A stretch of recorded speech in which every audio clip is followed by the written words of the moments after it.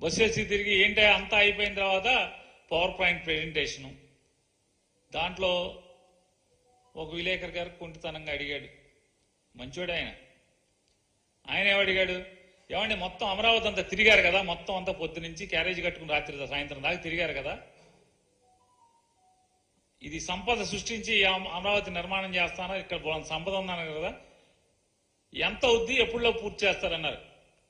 ఏం మాట్లాడతావే, నేను అదే ప్రశ్న నిన్ను అడుగుతున్నా, నువ్వు ఎప్పుడులో పూర్తి చేస్తావు నువ్వు ఉంటే అమరావతిలో? ఇదో జెంటిల్మెన్ సినిమా లాగా ఉంది. వెంటనే లేచి మామూలుగా నాలాంటి ఉంటే అడిగాడు, అయితే నువ్వు రిజైన్ చేసి నాకు ఇవ్వు, నేను ఎప్పుడులాగా చెప్తానని చెప్పేవాడు. అంటే అమాయకు లేని విలేకరు ఎదురు మాట్లాడలేరనే కదా. మాట్లాడితే ఆయన ఎత్తి మామూలుగా ఏదో కేసు పెట్టి లోపలేద్దామని. ఇప్పుడు వేస్తున్నారు కదా తప్పుడు కేసులు పెట్టి. 2020, 2019, 2021 అప్పుడు జరిగిన సంఘటనలంట ఇప్పుడు ఎఫ్ఐఆర్లు కట్టి విచారణ చేస్తారంట 3 ఏళ్ల తర్వాత 4 ఏళ్ల తర్వాత. ఇదేనా ఎర్రబుక్కు? ఎర్రబుక్కులో రాసుకున్నాయి ఈ దొంగ కేసులన్నీ. అది ఆయన అమరావతి అందరికీ చెప్పాడు, అమరావతి నిర్మాణమే మన ప్రధాన ధ్యేయం, లక్ష్యం అయ్యని చెప్పి మాట్లాడిన ఆయన ఎప్పుడు పూర్తి చేస్తాడో తెలియదు, ఎప్పుడు కడతాడో తెలియదు, ఏం కడతాడో తెలియదు. సరిపోన్లే.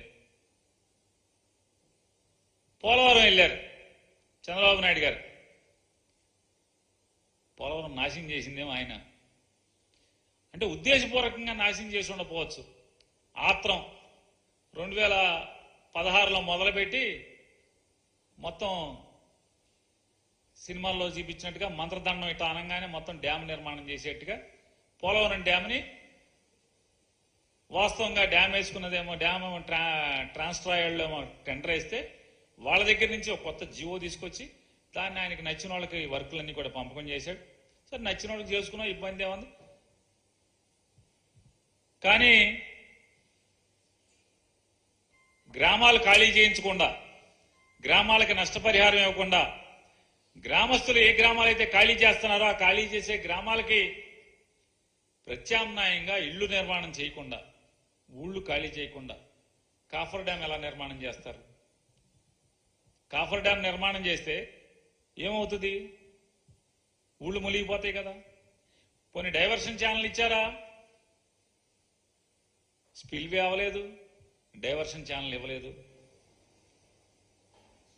ఇవ్వకుండానే సైమల్టేనియస్ గా upper coffer dam, diaphragm wall, lower coffer dam, spillway మొత్తం అన్ని ఒకేసారి మొదలుపెట్టి ఊళ్ళు ఖాళీ చేయకుండా.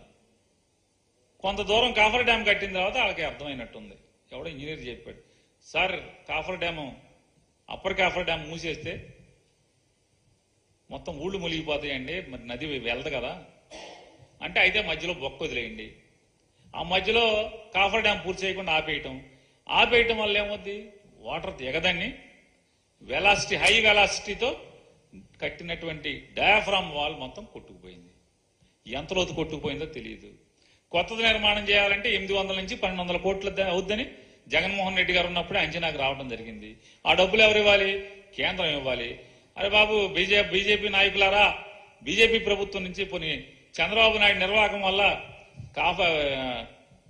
డయాఫ్రామ్ వాల్ కొట్టుకుపోయింది, కింద భూమిలో గోతులు పడిపోయినాయి, కొత్త డయాఫ్రామ్ వాల్ కట్టండి అంటే, లేదు మాకు టెక్నికల్ టీం వచ్చి అది సర్టిఫై చేస్తే గానీ దాని మీద ఏం నిర్ణయం తీసుకోలేము.